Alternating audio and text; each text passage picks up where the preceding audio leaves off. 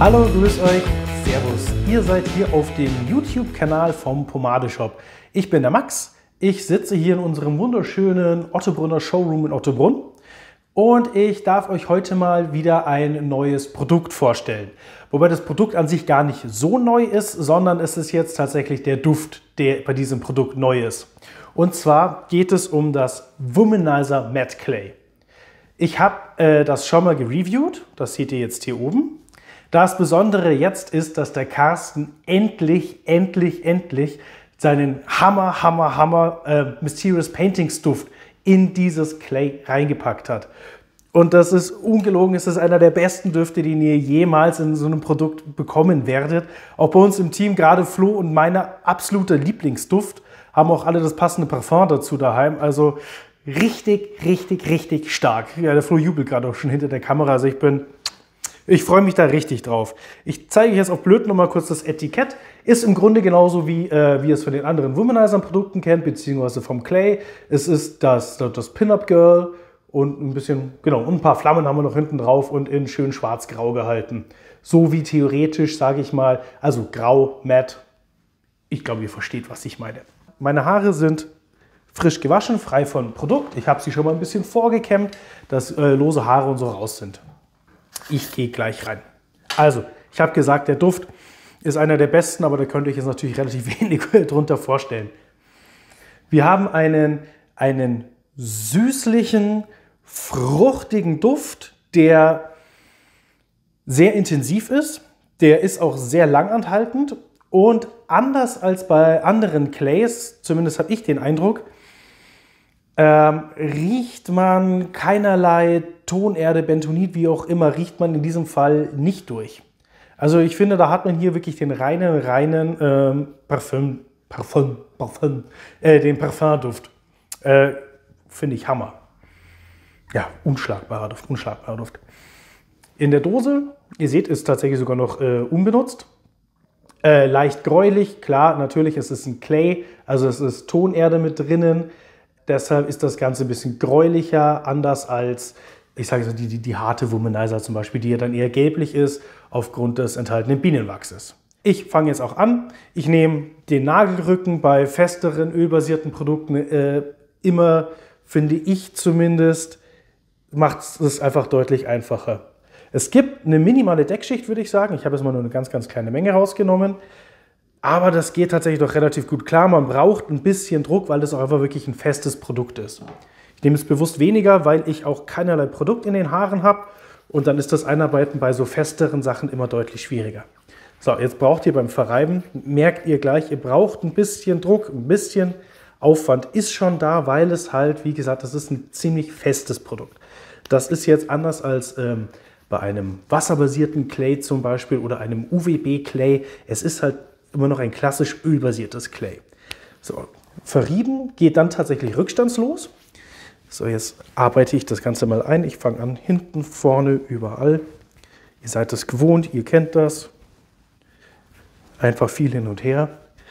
Das Coole jetzt dann bei dem Clay ist tatsächlich, dass ihr auch mit sehr geringer Menge schon arbeiten könnt und euch lockere Frisuren, so Out-of-Bed-Frisuren machen könnt. Wirklich cool, gerade wenn ihr den richtigen Schnitt dafür habt, anders als jetzt ich zum Beispiel, funktioniert das richtig gut. Bei mir sind es vor allem auch die Haare, die dann nicht mitmachen wollen.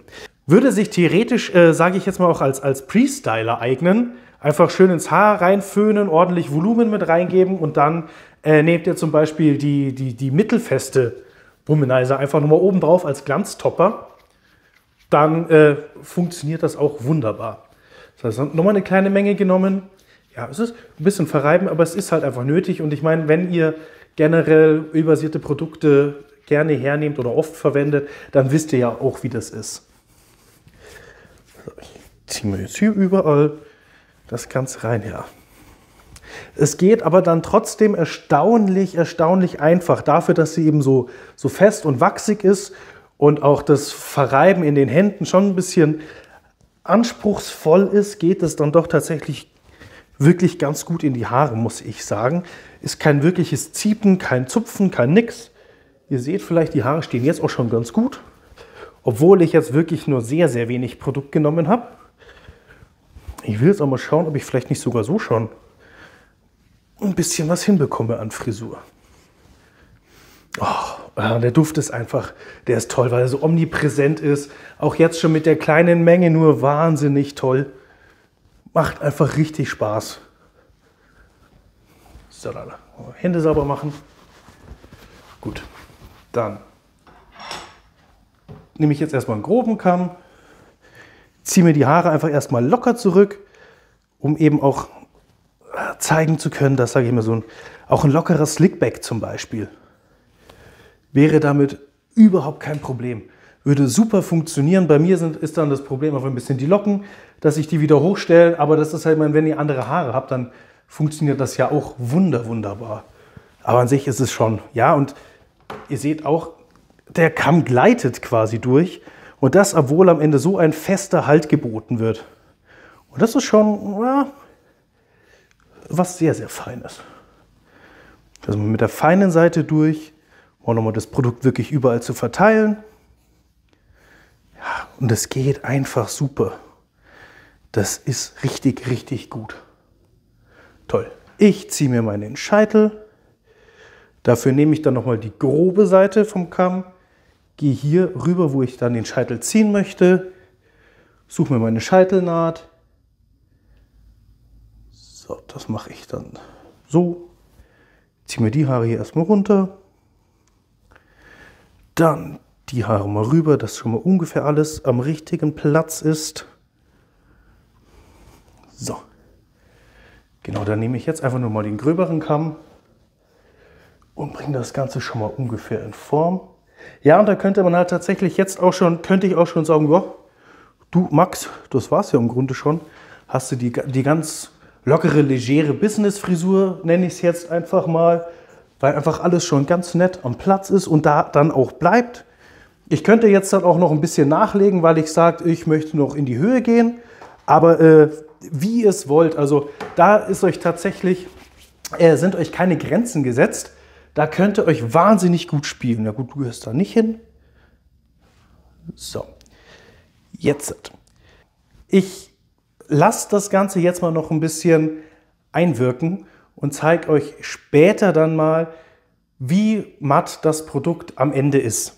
Das ist nämlich immer direkt nach dem Einarbeiten, finde ich, ist es bei ölbasierten Produkten ein bisschen schwierig, da dann schon ein finales Finish zu sehen. Deshalb machen wir erstmal einen kurzen Break und dann zeige ich euch nachher nochmal, wie es am Ende ausschaut. So, kurze Zeit ist vergangen. Vielleicht erkennt ihr es schon ein wenig. Ich zeige es euch nochmal ein bisschen genauer. Es ist ein mattes Produkt, ja, aber es ist kein trockenes, mattes Produkt, sage ich jetzt mal. Man merkt nochmal ganz klar im Finish, dass es sich um ein ölbasiertes Clay handelt, beziehungsweise ein wachsbasiertes Clay. Es ist zwar ein bisschen matter noch als die festen Womanizer-Pomaden, allerdings wird das jetzt nicht strohig trockenmatt, sondern ich sage mal, ein Rest natürlicher Glanz ist am Ende noch vorhanden. Gefällt mir hin und wieder, muss ich sagen, tatsächlich ganz gut. Wer jetzt auf diese krass matten Looks steht, der ist hier vielleicht nicht ganz so gut bedient, aber für alle anderen hervorragend. Der Duft ist auch immer noch wahnsinnig präsent, gefällt mir richtig gut.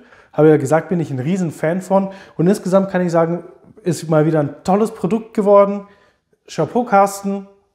Wirklich, wirklich gut geworden. Genau, viel bleibt mir jetzt auch gar nicht anderes übrig zu sagen, außer danke fürs Einschalten. Danke für 8000 Abonnenten. Respekt. Danke, falls ihr neue Abonnenten werdet. Und auch wenn ihr uns auf Instagram oder Facebook folgt und generell, ihr findet alle unsere Kontaktdaten unten in der Infobox. Dann machen wir es kurz und schmerzlos. Ich sage ciao, servus, euer Max.